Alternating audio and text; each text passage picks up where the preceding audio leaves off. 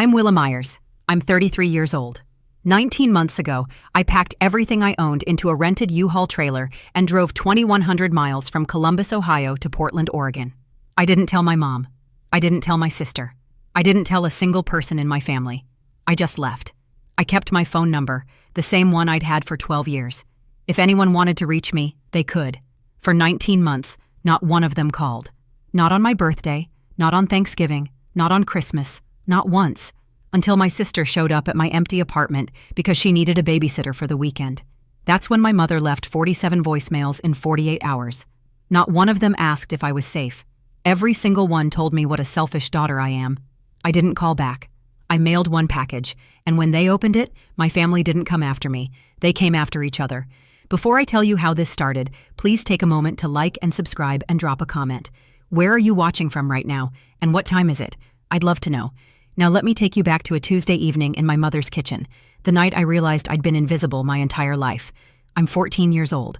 My father has been dead for 3 weeks. The house smells like casserole dishes no one asked for, and carpet cleaner that doesn't cover the sadness. My mother sits on the living room couch in the same bathrobe she wore yesterday and the day before. My sister Kara is 10. She stands in the kitchen doorway, bottom lip quivering, stomach growling. "I'm hungry," she says. I wait for Mom to move. She doesn't. She stares at the TV. It's not even turned on. "Mom," Kara says again. "I'm hungry." Nothing. I open the pantry. Macaroni and cheese, the boxed kind. I've never cooked anything by myself before. I read the back of the box, boil the water, stir the noodles. The cheese packet tears wrong and powder gets on my shirt. I make 2 bowls, one for Kara, one for Mom. Kara eats at the table. Mom takes hers without looking up. "Finally, someone's being useful," she says. That's it. No thank you. No, "Are you okay?"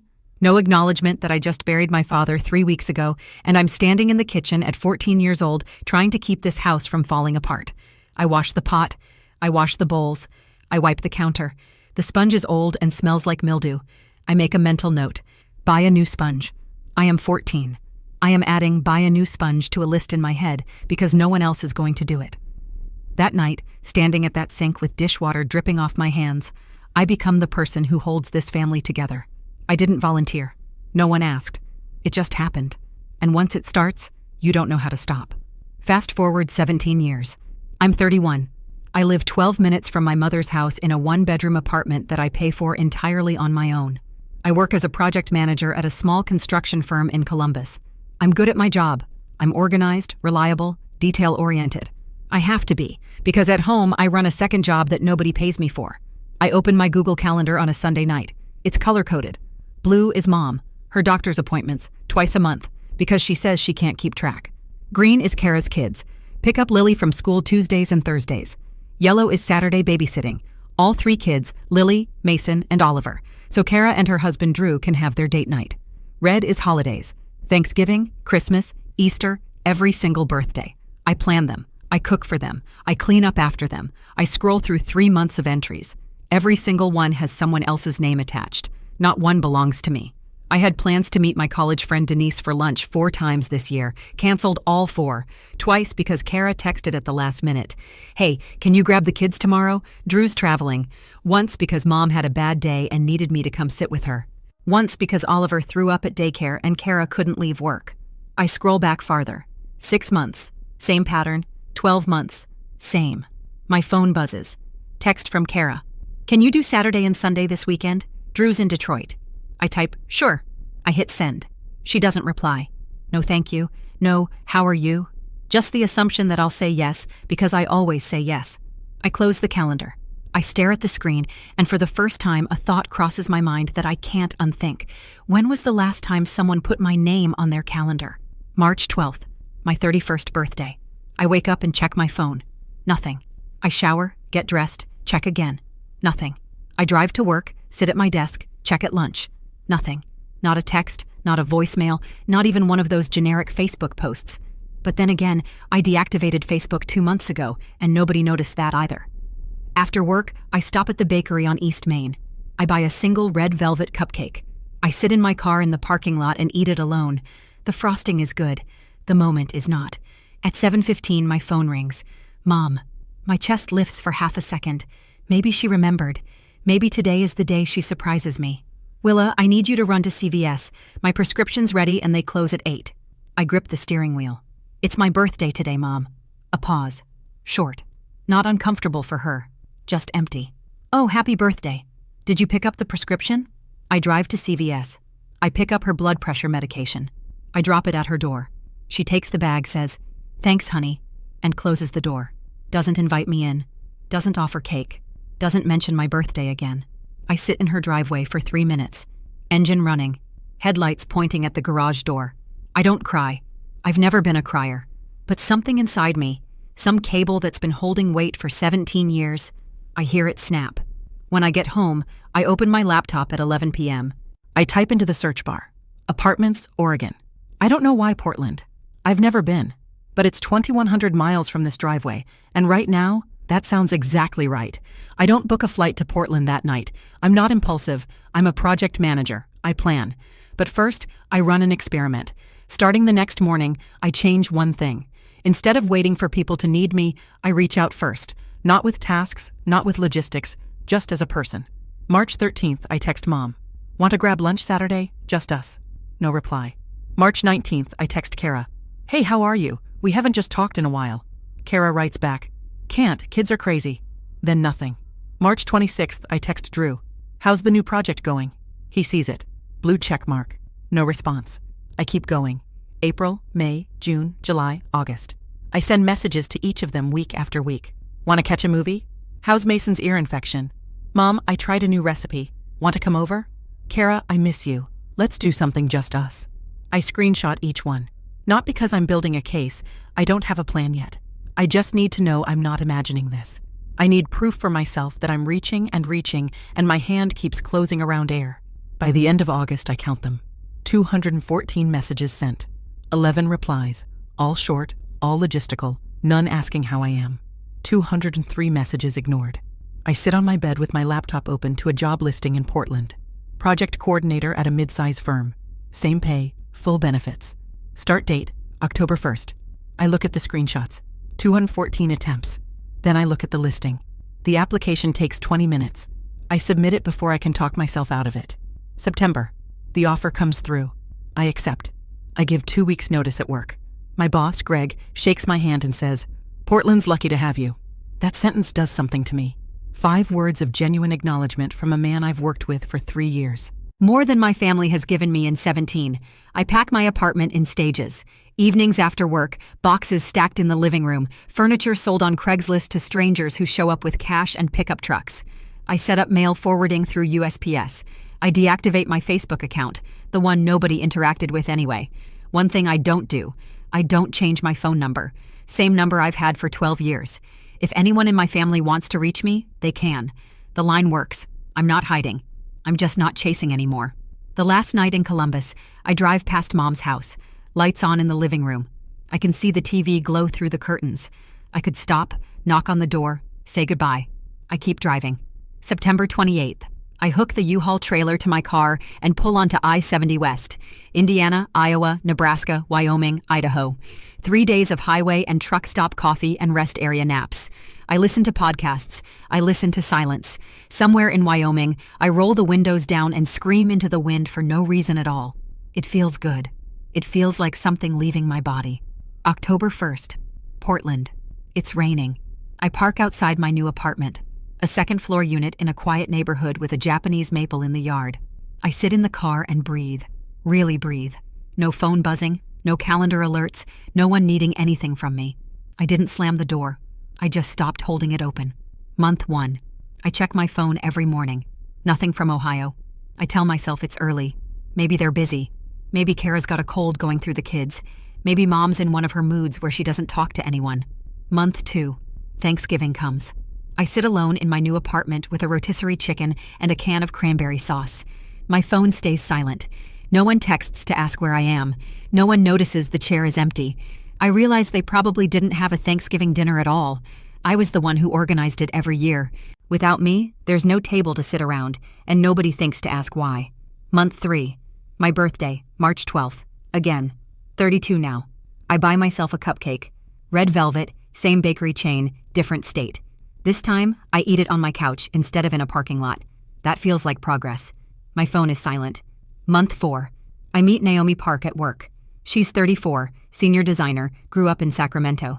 On my 3rd week, she stops by my desk and asks, "How was your weekend?" I open my mouth to answer, and I almost cry. Not because the question is emotional, because no one has asked me that in years and actually waited for the answer. Month 5. Naomi and I start going hiking on Saturdays. She introduces me to her friend group. We do potlucks. Someone asks me what music I like, and I realize I don't know. I've never had time to figure it out. Month 6.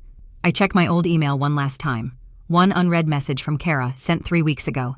Subject line, July 4th weekend. Body, can you watch kids July 4th? Drew's doing a thing. No greeting. No, how are you? She doesn't even know I'm gone. My therapist in Portland, yes, I started therapy, first time ever, gives me a journaling exercise. She says, write down what your life would look like in 5 years if you'd stayed. I sit at my kitchen table that night and write. If I'd stayed, I'd still be driving Mom to her appointments twice a month while she complained about the route I took. I'd still be picking up Lily and Mason from school while Kara texted me the wrong dismissal time. I'd still be babysitting every Saturday so someone else could have a life. I'd be 36, then 40, then 45, with a calendar full of other people's names and a career that never moved because I couldn't stop calling in favors to leave early. I would have lost my 30s. I was already losing them. Then she asks me to write what my life looks like now. I've been promoted. 6 months in, my manager Helen calls me into her office. I think I'm in trouble. She says, we're creating a senior project manager role. I want you for it. I stare at her. She says, you're the most organized person I've ever worked with. I don't tell her I had 17 years of practice managing a family who never said thank you. On weekends now, I hike with Naomi. I signed up for a pottery class on Wednesday nights. I cook dinner for myself. Real meals, not the frozen pizza I used to eat in the car between Mom's house and Kara's. My calendar has my name on it. Every entry mine. My phone buzzes. I glance down out of habit. Portland area code. Naomi. Farmers Market Saturday? I smile. I text back. Someone invites me somewhere, and for once, it's not a task. Then one evening in April, month 19, my phone lights up. Ohio area code, a number I haven't seen in over a year and a half. Kara. I stare at it until it stops ringing. Here's what happened on the other end. Kara needs a babysitter. Drew is in Cleveland for a 4-day engineering conference. She wants a spa weekend with her girlfriends. 2 nights, Friday through Sunday. She calls the only number she's ever dialed for free childcare. Mine. It rings and rings and rings. She texts me, hey, need you this weekend, call me. The message delivers, but I don't respond. I'm at a pottery class in Portland, hands covered in wet clay, phone on silent in my bag. Kara tries again Saturday morning. Voicemail. She doesn't leave one. She hates voicemail. Instead, she drives to my apartment, the one in Columbus, the one I haven't lived in for 19 months. She parks, walks up the stairs, knocks. No answer. Knocks harder.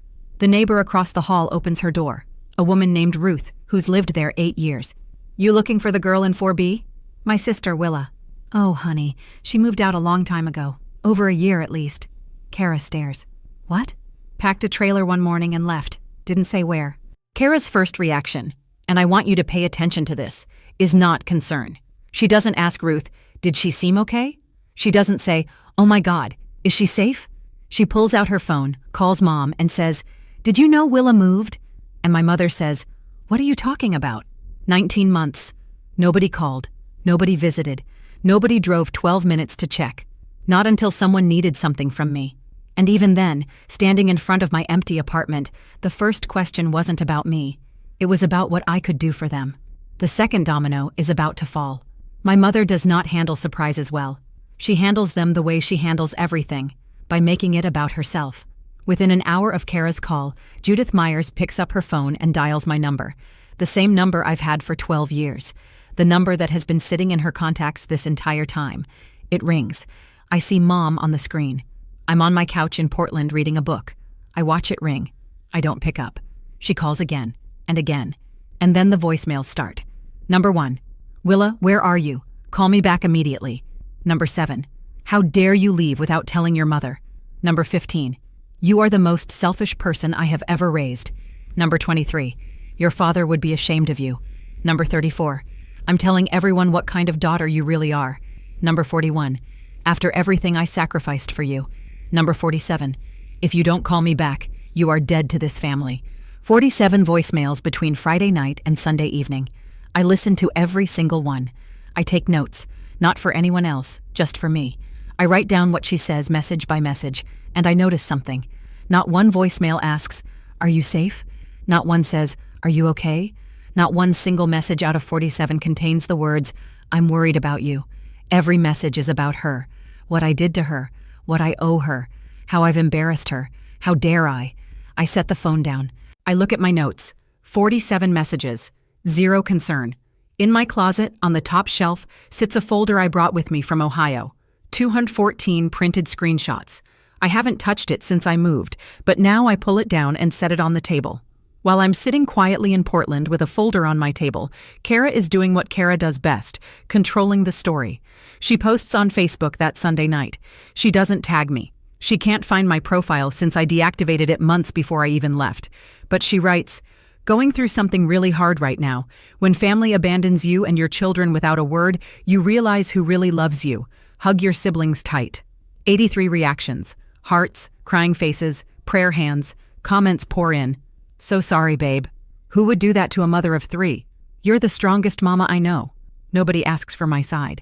Nobody wonders if maybe, just maybe, there's more to the story. Kara calls our Aunt Maggie in Pennsylvania. Maggie is Mom's older sister, 61, the one who cut contact with Judith years ago for reasons Judith has never acknowledged. "Aunt Maggie, Willa just vanished," Kara says. "She abandoned Mom and my kids." Maggie is quiet for a moment. Then, "Did you ever call her first?" "What?" "In the last year and a half, did you call Willa even once? Not to ask for help, just to talk." The line goes quiet. Then Kara hangs up. That evening, Maggie dials my number. She's the only person in my family who ever bothered to keep in touch, even if it was just a text every few months. I gave her my address in Portland last Christmas. She sent me a card. It's still on my fridge. "They found out," Maggie says. "I figured. They're not worried about you, Willa. They're angry at you." "I know. What are you going to do?" I look at the folder on the table. I haven't decided yet, but I think I have. Drew Bellamy, my brother-in-law, is the quietest person in this family. He's 31, a mechanical engineer, travels 3 weeks out of every month. He's not cruel. He's just absent. And when he is home, he follows Kara's lead on everything. If she says jump, he reaches for his shoes. But that Sunday night, after the voicemails and the Facebook post and the chaos, Drew does something unusual. He sits alone at the kitchen table after Kara goes to bed. He opens his phone. He scrolls back through his messages, way back, and finds 3 texts from me sent months apart, each one simple and friendly. "How's the new project going? Hope Detroit went well. Happy Father's Day, Drew." He saw all 3, blue check marks. He never replied to any of them. Drew stares at those messages for a long time. Something settles in his chest. Not guilt exactly, but its neighbor, the quiet recognition that he saw a hand reaching out and did nothing. The next morning, Kara is on the phone with a friend, retelling the story of how her ungrateful sister abandoned the family. She hangs up, turns to Drew and says, "Can you believe she did this?" Drew is quiet. "Kara, did we ever check on her?" Kara's face hardens. "That's not the point." "I think it might be." She walks out of the room. Drew doesn't follow. He sits there with his coffee, those 3 blue check marks, and a feeling he can't name. 2,000 miles away, I open my laptop and order a cardboard box from Amazon. Medium-sized, 12 by 10 to 6 inches. Just big enough to hold a thick folder and a single sheet of paper. So, right now, my old family in Ohio is rewriting the story of why I left. My mother's voicemails are piling up. My sister's Facebook post is collecting sympathy. And not one of them has asked a single question about whether I'm okay.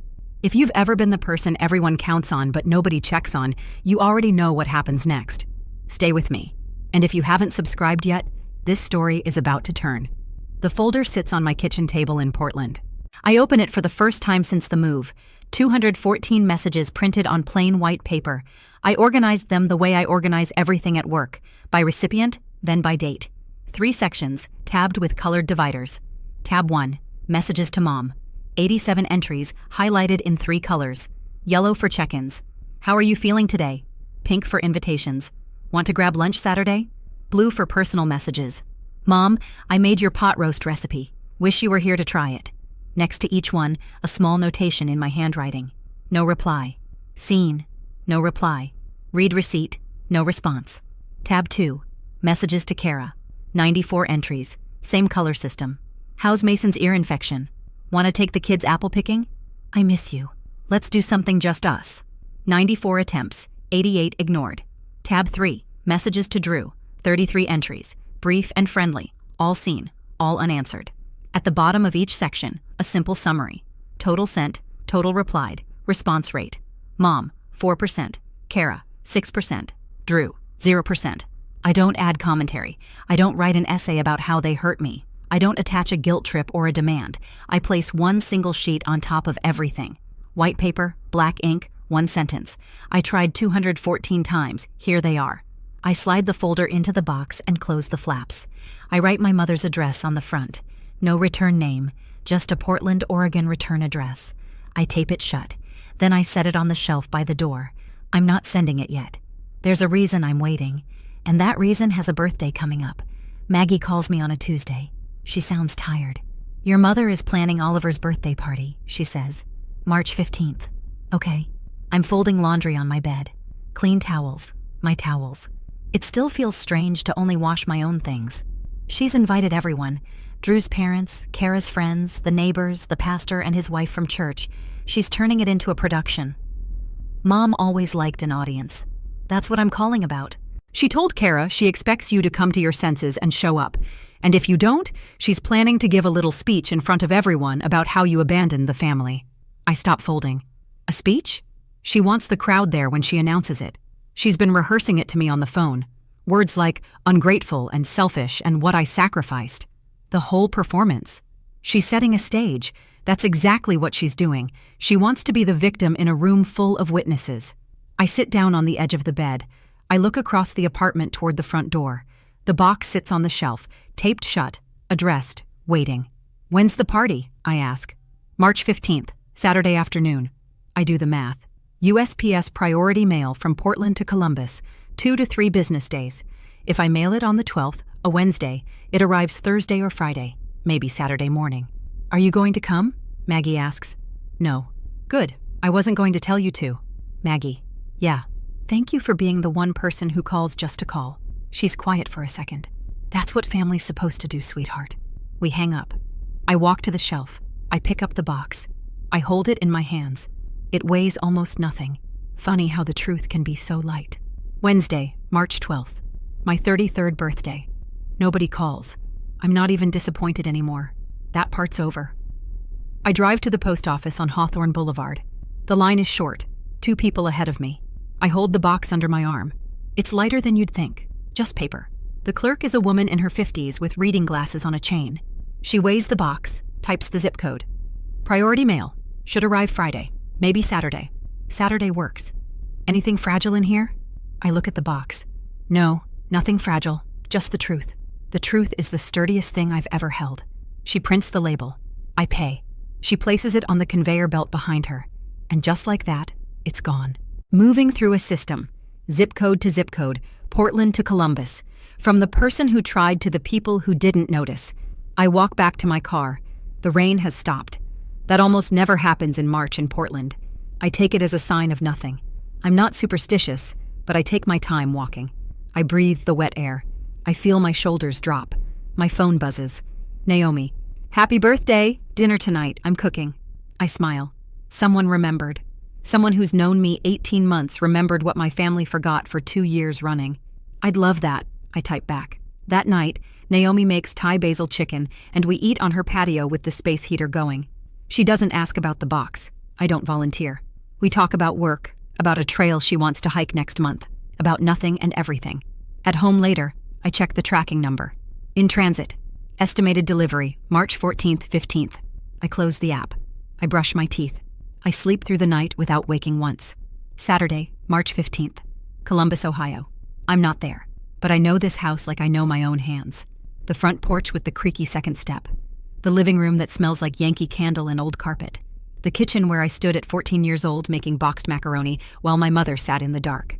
Today, that kitchen is decorated for Oliver's 3rd birthday. Dinosaur tablecloth, green balloons, a store-bought cake with Happy Birthday Oliver in blue frosting. because no one knew how to order from the bakery I always used. The house is full. Gerald and Linda Bellamy, Drew's parents, sit in the living room making small talk with Mrs. Patterson from next door. 3 of Kara's friends from her mommy group cluster around the kitchen island. Pastor David and his wife Ellen are near the back door holding paper plates. Kara moves through the room managing 3 children under 8 while trying to look calm. She's not. This is the first party she's ever organized alone.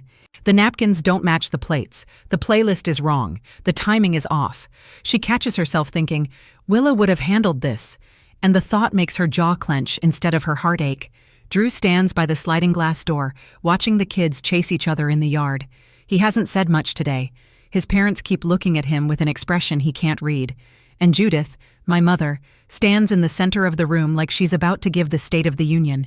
She's dressed up, hair done, lipstick on. She's been waiting for this crowd. On the hallway table, between a bowl of keys and a framed family photo from 2011, sits a cardboard box. Return address, Portland, Oregon. Nobody's opened it yet. The cake is cut. Oliver smashes a handful of frosting into his mouth. Everyone laughs. And then my mother raises her glass of lemonade and taps it with a spoon. Before we go any further, she says, I want to say something. The room settles. Kara freezes by the kitchen counter. Drew looks at the floor. As some of you know, my older daughter, Willa, made a choice to leave this family without a word. She moved away. We still don't know exactly where, and she hasn't contacted any of us in almost 2 years. I raised that girl. I gave her everything a mother could give, a home, stability, love, and she repaid me by abandoning her mother, her sister, and these 3 beautiful children who adore her. She pauses. The room is silent. But we don't need her. We have each other. And that's what family means. Showing up, not running away. Scattered applause. Mrs. Patterson murmurs, That's terrible, Judith. One of Kara's friends puts a hand on Kara's arm. You're so strong, she whispers. Kara nods, eyes wet. She didn't even say goodbye to the kids. Lily asks about her every week. The performance lands. 15 people in a room, and my mother has successfully painted herself as the grieving matriarch and me as the ungrateful daughter. Not one person in that room has heard my side. Not one person has questioned why I left. Then Gerald Bellamy, Drew's father, 71 years old, retired electrician, the kind of man who speaks once and means it, points to the hallway table. Judith, somebody sent you a package. Return address says Portland, Oregon. Every head in the room turns. Judith walks to the hallway table. The room watches. She picks up the box with both hands. It's light. She turns it over. No name on the return, just a Portland address. It's from her, Kara says quietly. Judith carries it back to the dining table. She slides her thumbnail under the packing tape, pulls the flaps open. Inside, a folder, thick, neatly organized with 3 colored divider tabs. On top of everything, a single white sheet of paper. Judith picks it up and reads it aloud, maybe out of instinct, maybe because she still has an audience and doesn't know what she's holding. I tried 214 times. Here they are. She stares at the page, flips it over. Blank on the back. She pulls out the first section of the folder and starts reading. Her face changes. Not all at once. It's a slow drain, like watching color leave a room when the sun goes behind a cloud. She flips one page, then another, then another. Her hand begins to tremble. Mom, Kara says. What is it? Judith doesn't answer. Kara reaches over and pulls the folder toward her. She opens the second tab, her section. She reads the first page. Her own name at the top, a screenshot of a text message she received 8 months ago. Hey, how are you? We haven't just talked in a while. Highlighted in pink. Notation in my handwriting. No reply. She turns the page. Another message. Another highlight. Another no reply. Page after page. 94 messages. Her name on every one. The room is silent. Gerald Bellamy leans over and picks up the third tab. Drew's section. 33 messages. All seen, all ignored. He reads one, then looks at his son. Drew won't meet his eyes. Mrs. Patterson is the first to speak. She's known our family for 20 years. She brought a casserole when Dad died. She watched me mow Mom's lawn every Saturday for a decade. Judith, she says carefully, she texted you 87 times. My mother's mouth opens. Nothing comes out. 87 times and you didn't answer once.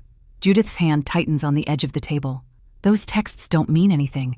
She always sends 87 messages, Mrs. Patterson repeats. She's not yelling.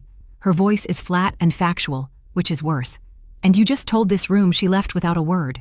Linda Bellamy is reading Drew's section. She looks up at her son. Drew is staring at the carpet like it might swallow him.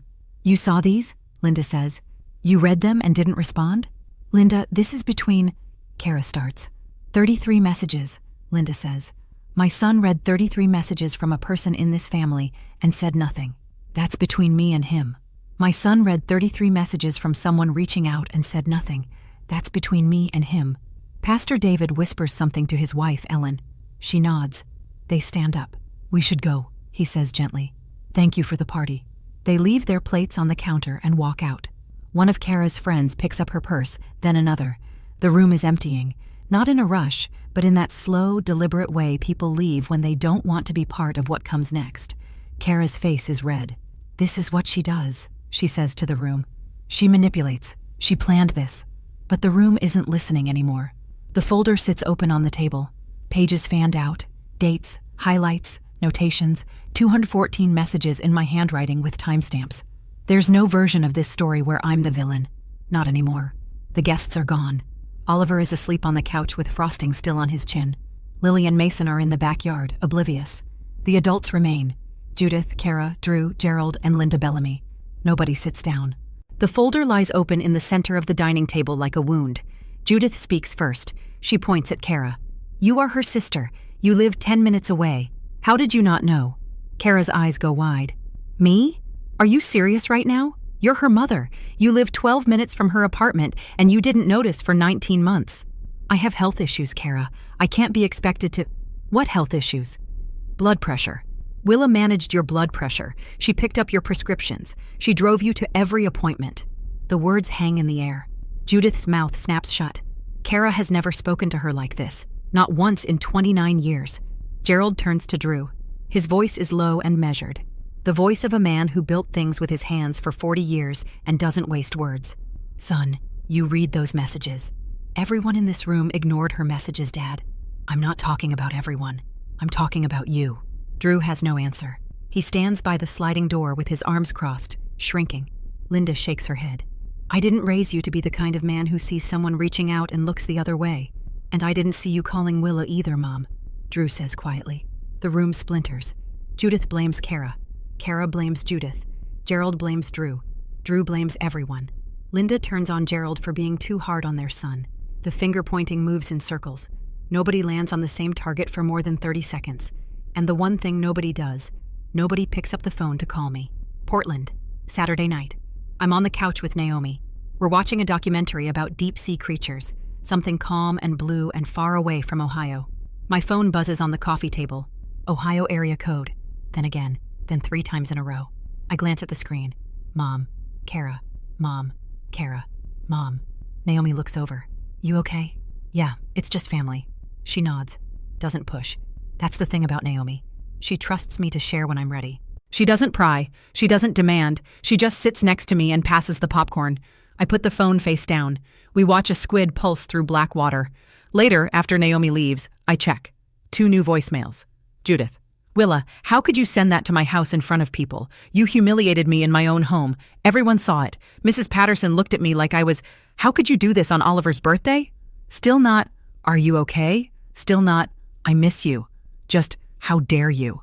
Kara, I can't believe you did this. Drew's parents are barely speaking to us now. His dad hasn't looked at him all night. Are you happy? Is this what you wanted? I set the phone down. I look at the ceiling. Am I happy? No. I'm not happy. That's not what this is. I'm not celebrating. I didn't send that folder to win a game. I sent it because I tried talking for 5 months and nobody listened. I sent it because my mother stood in a room full of people and called me ungrateful, and the only way to answer was to show them what I actually did. I tell Naomi the next morning over coffee. I sent them something. The truth, basically. Mad at you or mad at each other? Both, but mostly each other. I learn what happens next through Maggie. She reads me the texts like a play-by-play announcer at a sporting event where everyone's losing. Kara creates a group text. Family only. Judith, Kara, Drew. The thread goes like this. Kara, we need to figure out what to tell people. Judith, tell them Willa is unwell. Kara, she's not unwell, Mom. She's angry. Judith, she has no right to be angry. I did everything for that girl. Drew, actually, I think she does have the right. Kara, whose side are you on? Drew, there are no sides. Kara, There are 214 messages that say otherwise, so now you're the moral authority? You didn't reply to a single one. Drew: I know, that's my point. Judith: enough, I will handle this myself. I always do. Kara: you always do, Mom. Willa always did. That's literally the entire problem. The thread dies. Nobody resolves anything. Nobody proposes calling me. Nobody suggests therapy or a family meeting or even a simple, what if we apologized? They argue about the optics. They argue about who looks worse. They argue about damage control.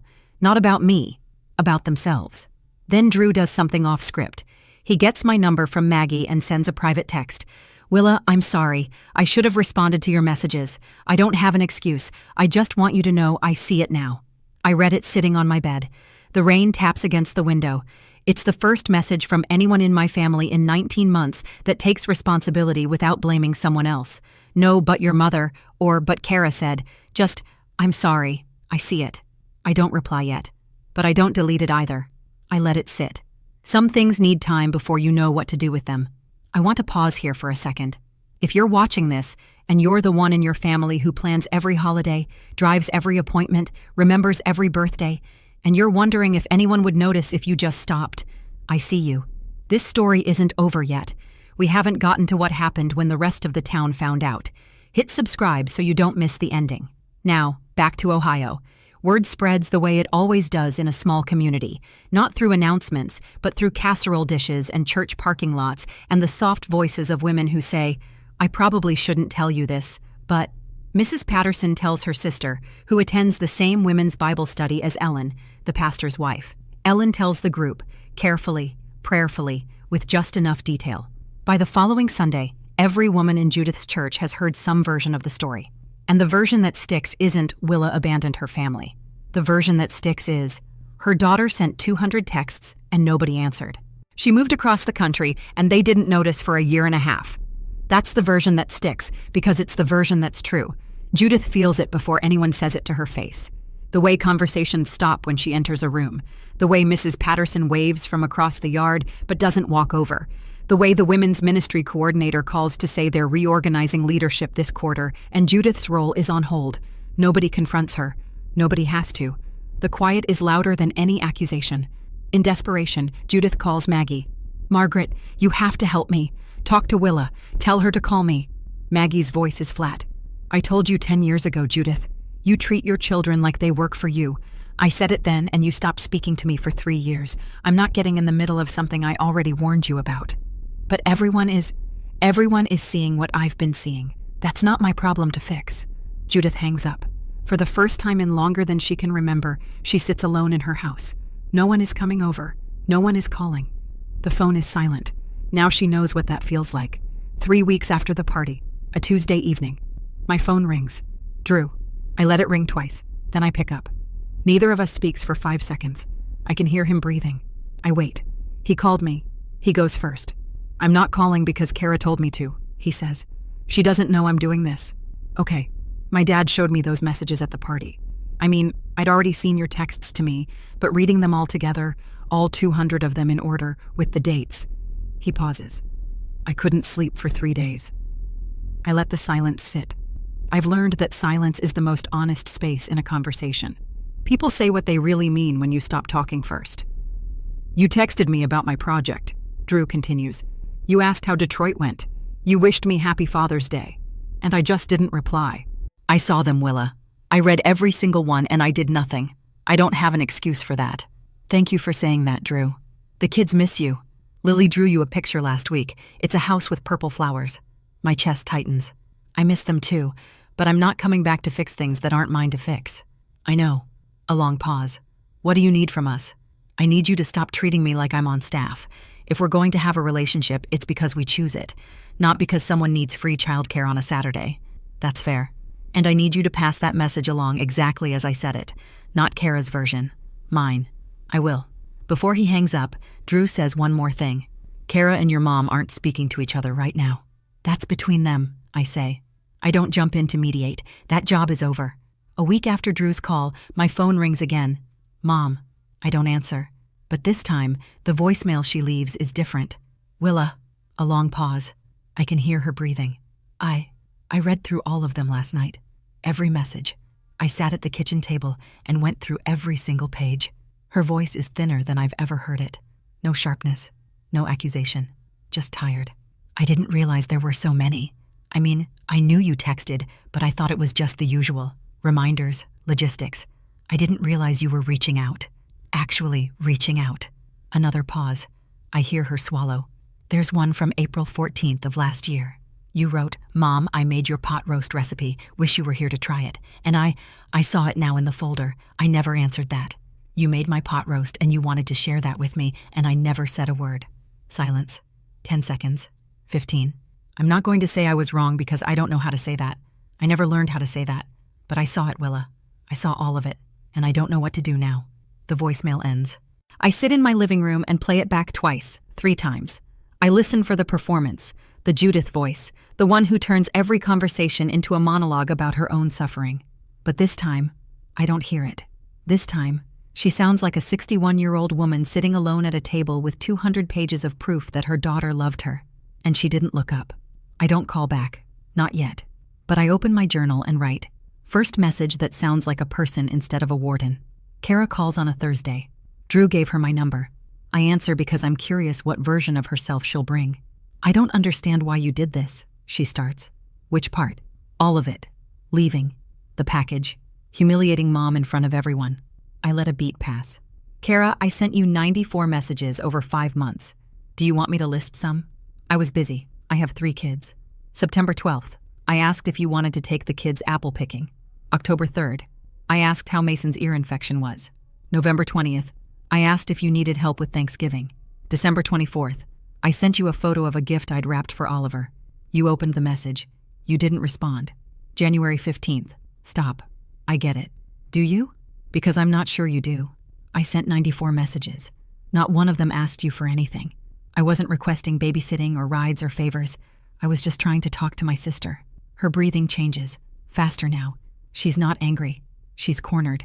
I know you have 3 kids, I say. I know you're exhausted. I was there for 7 years, Kara. I picked up Lily on Tuesdays and Thursdays. I watched all 3 of them every Saturday. I planned every birthday. I held Oliver when he had colic so you could sleep. I know exactly how hard it is because I was doing it with you. She's crying now. I can hear it. Not the dramatic kind, the quiet, involuntary kind. The kind that comes when you hear something you can't argue with. I love your kids, I say. But I am not your backup plan anymore. If you want a relationship with me, it starts with seeing me as a person, not a service. Kara says, Mom says this is all your fault. And you? What do you say? A long silence. She hangs up. That night, I sit at my kitchen table with a cup of tea and open my laptop. The rain is steady outside. The apartment is warm. I write an email. To Judith Myers, Kara Bellamy, Drew Bellamy. Subject, where I stand. I write it the same way I write a project brief at work. Clear, structured, no emotion bleeding through the margins. 5 points. No more, no less. 1. I am safe. I am well. I live in Portland, Oregon. 2. I left because no one in this family saw me as a person. I was a function, a babysitter, a driver, a planner, a mediator. When the function stopped, no one noticed the person was gone. That told me everything I needed to know. 3. I am open to rebuilding relationships, but not the old ones, not on the old terms. 4. My conditions are simple. No guilt tripping, no voicemails about what I owe, no using the children as leverage, no social media posts about me. If any of these are violated, I will extend no contact indefinitely. 5. I love you. That's why I tried 214 times before I left. But love without respect isn't love. It's a job. And I quit. I read it over once. I don't soften it. I don't add, but I hope you understand. Or, I'm sorry if this hurts. I've spent 33 years cushioning every word to make other people comfortable. This email is for me. I hit send, close the laptop, put on my coat, and go for a walk in the rain. 2 hours later, Maggie tells me what happens. Judith reads the email and forwards it to Kara with one line. Who does she think she is? Kara reads it. For the first time in her life, she doesn't respond to Judith. She doesn't take Mom's side. She doesn't forward it. She just closes her phone and sits in the dark.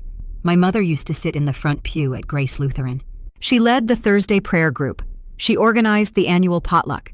She was Judith Myers. the woman whose faith held her family together after her husband passed. Now she sits in the back row, not because anyone asked her to move, because she can feel the air change when she walks in. The women's ministry coordinator, Barbara, calls to say they're restructuring, and Judith's leadership role is under review. Barbara doesn't mention the package. She doesn't have to. The unspoken verdict hangs over every conversation like smoke. Mrs. Patterson, 20 years of friendship, countless cups of coffee across the backyard fence, now waves from a distance. Quick wave, no eye contact, no invitations to come over. The hardest part for Judith, though, isn't the church or the neighbors. It's the practical things. Without me, she has to drive herself to Dr. Pham's office for blood pressure monitoring. She has to remember which pharmacy has her prescription. She has to schedule her own appointments, keep her own calendar, cook her own meals. She calls Kara. "Can you take me to the doctor Tuesday?" Kara. "I have 3 kids, Mom. I can't just drop everything." The sentence lands like a slap, because Kara has just said to her mother exactly what nobody ever said to me. "I can't. I'm busy. Figure it out yourself." Judith calls Maggie one more time, late at night. "Everyone's looking at me like I'm some kind of monster." Maggie pauses. Then, "They're not looking at you like a monster, Judith. They're just looking at you for the first time." Judith hangs up. She sits in her living room. The TV isn't on. The house is quiet. Nobody is coming. Welcome to my world, Mom. The package doesn't just crack open my mother's world. It fractures Kara's too, in ways she didn't see coming. Drew starts saying things out loud, things he'd swallowed for years. One night after the kids are in bed, he sits at the kitchen counter and says, "You used your sister, Kara. We both did." "Don't lecture me." "I'm not lecturing. I'm telling you that my dad hasn't called me in 2 weeks because of those messages. My own father looks at me like I'm a stranger." Kara's jaw tightens. "So now it's my fault your dad's upset?" "It's our fault that Willa left. Both of ours." Kara walks out. She doesn't have a rebuttal. She has a reflex. Leave the room before the truth catches up. But the truth is already in the room. It's been in the room since the folder opened. At her mommy group the following week, one of the women, Jessica, the one who always brought the good wine, says casually over the snack table, "Is it true your sister sent 200 texts and nobody answered?" Kara freezes. "It's complicated." 200 texts isn't complicated, Kara. That's someone begging to be seen. The room is quiet. Nobody argues. Kara excuses herself early. At home, she picks up the slack for the first time in 7 years. She makes school lunches. She drives to soccer practice. She manages the dentist appointments, the grocery runs, the bedtime meltdowns, all of it, every day, alone. And at 11 o'clock on a Wednesday night, kids asleep, house finally still, Kara sits on the kitchen floor with her phone. She scrolls back to a text I sent her last October. "Hey, just checking on you. You seemed tired last time I saw you." She stares at it for a long time. Her thumb hovers over the screen, and for the first time, she gets it. 1 month after Oliver's birthday party, here's where the family stands. Judith and Kara are not speaking. Judith insists Kara should have kept in touch. "You're the younger one. It was your job to look up to her." Kara fires back that Judith is the parent, and the responsibility starts at the top. They go around and arrive nowhere. Drew and Gerald, silent. Gerald sees those 33 blue check marks every time he looks at his son. Drew sees a man who never called me either and has no right to the moral high ground. Neither of them will say it, so they say nothing at all. Kara and Drew, strained. Drew wants to formally apologize to me. Kara calls that a betrayal. "You're choosing her over your own wife." Drew says, "I'm choosing honesty." Kara says the same thing. They sleep in the same bed and speak in logistics only. Who's picking up Mason? Whether the electric bill got paid? What time is Oliver's checkup? The warmth is gone. The irony is heavy. My package didn't contain a single new piece of information. Every text in that folder had already been sent, already been received, already been ignored. I didn't create anything. I just printed what already existed and put it on a table where no one could look away. The family didn't break because of me. It broke because of what they did when they thought no one was watching. The package just turned the lights on. Maggie calls me on a Sunday. "They're all a mess," she says. "I know. How do you feel?" I think about it. I'm not happy. I'm not sad. I don't feel victorious or vindicated or righteous. I feel like someone who finally stopped carrying a piano up a hill by herself. That sounds about right. I open Google Calendar on a Sunday night in April. Portland rain taps against the glass. My tea is hot. The apartment smells like the eucalyptus candle Naomi gave me for my birthday. I scroll through the month. Green, Saturday hikes with Naomi. Purple, pottery class, Wednesday nights. I'm getting better. My bowls don't collapse anymore. Orange. Monthly dinner with the friend group, this time at Marco's place. I'm bringing the garlic bread. Red. Blocked out evenings marked me. Reading. Cooking experiments. Long baths. One entry just says, try making pasta from scratch. Every single color on this calendar belongs to me. My name, my choices, my life. At work, Helen calls me into her office on a Monday morning. Sit down, she says. I sit. She slides a piece of paper across the desk. A promotion letter. Senior Project Manager. 12% raise. You're the most reliable person on this team, she says. I don't know where you learned it, but I'm glad you're here. I sign the letter. I don't tell her I learned it by managing a family who never noticed. Some skills are born in places you'd rather not revisit. That evening, I FaceTime Maggie. She's in her kitchen in Pennsylvania, wearing her reading glasses, drinking wine. How's it feel out there? She asks. Like I finally have a life that belongs to me. She smiles. Good. That's all I ever wanted for you. Before bed, I check my email. Drew has sent 3 messages over the past 2 weeks. Short, respectful, undemanding. A photo of Lily at a school play. A video of Oliver laughing on a swing. A note. Mason lost his first tooth. Thought you'd want to know. No requests. No guilt. Just sharing. I reply for the first time. Thank you. They're getting so big. It's not a door flung open. It's a window cracked an inch. And that's enough for now. 6 months after the package. September, Portland. The rain is back. I don't mind. I've made peace with rain the way I've made peace with a lot of things. Here's where everyone stands. Judith. She started seeing a therapist. Not because she wanted to, but because Pastor David suggested it gently, and she respects him enough to listen. She sent me 1 email. Short, no guilt, no demands. I'm working on myself. That's all I can say right now. I read it twice. I don't respond. I'm not ready, but I save it. Kara. We haven't spoken since the phone call where she hung up on me. But through Drew, I hear things. She hired a babysitter, actually pays someone now to watch the kids twice a week. She drives herself to the grocery store. She manages her own calendar. Drew says it's the hardest thing Kara's ever done. I believe him. It's hard to learn at 29 what you should have been doing all along. Drew. He's become the quiet bridge. He sends me photos of the kids every week or 2. No expectations. No, when are you coming home? Just moments. Lily's art project. Mason riding a bike. Oliver in a Halloween costume. Judith and Kara talking again, but barely. They see each other at Oliver's preschool pickup. Sometimes short conversations, stiff. The easy dynamic is gone, the one where Judith commanded and Kara obeyed, and I held everything in between. Without the middle piece, they don't know how to talk to each other. As for me, I'm not going back to Ohio. I don't have a plan to go back. But I haven't closed the door. I've just taken the key off the hook and put it in a drawer. If the right moment comes, I'll know. Some things heal, some things don't. I'm learning to be okay with both. A Thursday evening in October. I'm standing in my kitchen in Portland, and the apartment smells like home. Or what home should have smelled like. Pot roast. Mom's recipe. The one she got from her mother. Handwritten on an index card with a coffee stain in the corner. I took a photo of that card years ago and kept it in my phone. Carrots, onion, thyme, a splash of red wine. Low and slow for 4 hours. Naomi comes over for dinner. She walks in and stops in the doorway. Oh my God, that smells incredible. Where'd you learn this? My mom, I say, simply. No edge, no irony. She taught you well. She doesn't know I still make it. Naomi doesn't push. She opens the wine she brought and sets the table. 2 place settings, 2 glasses, 2 cloth napkins she found at a thrift store last month. We sit down, we eat. She says, "This is the best thing I've ever tasted." And she means it. After dinner, I wash the dishes. I stand at the sink, hands in warm water, and for a second I'm 14 again. Same posture, same motion, but everything else is different. The house is mine. The meal was my choice. And when I turn around, there's someone sitting at the table who says, "Thank you." 2 words I waited 17 years to hear. Later, in bed, I open my phone. I type a text to my mother. "I made your pot roast tonight. It turned out good." I stare at it. 10 seconds. 15. My thumb hovers over send. I press it. 3 minutes later, a reply. "I'm glad, sweetheart." 2 words. No guilt, no lecture, no, "When are you coming home?" Just warmth. Small, imperfect, uncertain warmth. Maybe that's where it starts. Maybe that's where it stays. Either way, I'm okay tonight.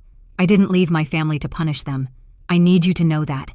I left because I needed to find out if I existed outside of what I did for them. I needed to know, would anyone notice if I stopped showing up? Would anyone call? Would anyone check? The answer took 19 months. Not one phone call, not one birthday text, not one knock on the door 12 minutes away. That was my answer. And it hurt. I won't pretend it didn't. But it was clear. And I'd rather have a clear answer that hurts than a comfortable lie that keeps me trapped. The package wasn't revenge. I didn't write a single angry word. I didn't add commentary. I didn't say, look what you did to me. I just printed what I'd already said, 214 messages they'd already received, and sent it back. A mirror. That's all it was. And when they looked into it, they didn't see a villain. They saw themselves. If you're the person in your family who holds everything together, the one who plans the holidays, remembers the birthdays, drives the appointments, mediates the fights, picks up the phone every time it rings, I need you to hear this. Your value is not measured by how useful you are. You are not a function. You are not a service. You are a person. And if the people around you can't tell the difference, that's not your problem to solve. Set your boundaries, even if they call you selfish. Especially if they call you selfish, because the people who call you selfish for having needs are the ones who benefited most from you having none. I'm Willa Myers. I'm 33 years old. I live in Portland, Oregon. And for the first time in my life, if I disappeared, somebody would notice. That's my story. If it hit close to home, drop a comment. Tell me, are you the Willa in your family? Or did this story make you realize you might have a Willa you've been overlooking? Either way, I'd love to hear from you. If you're new here, subscribe and check the description below for more stories like this one. And remember, your silence doesn't mean you're okay. Sometimes it just means nobody asked. Thank you for listening.